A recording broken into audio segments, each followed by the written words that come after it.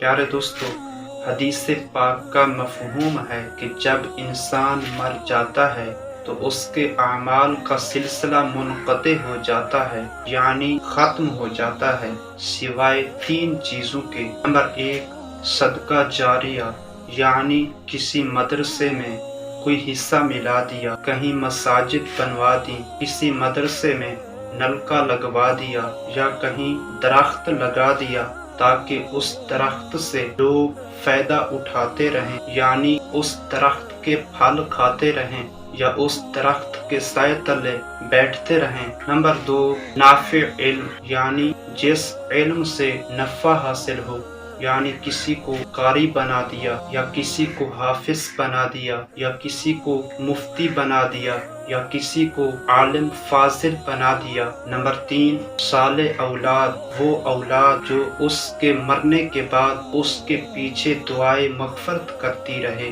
یعنی اس کے لیے استغفار کرتی رہے یا اس کے لیے ایصال ثواب کرتی رہے۔ پیارے دوستو، ہم عہد کرتے ہیں کہ انشاءاللہ تعالی ہم اللہ کی راہ میں خرچ کرتے رہیں گے تاکہ صدقہ جاریہ کا درخت ہمارا بھی لگ جائے، تاکہ مرنے کے بعد ہمیں بھی فائدہ ہو۔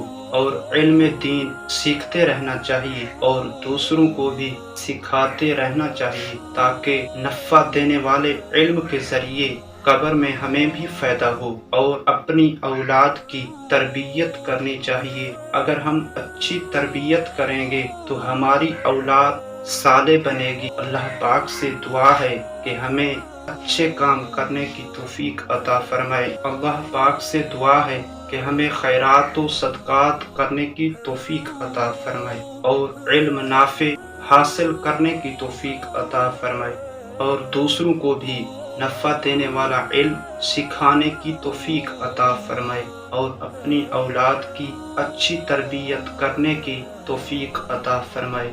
آمین بجاہ النبی الامین صلی اللہ تعالی علیہ وآلہ وسلم۔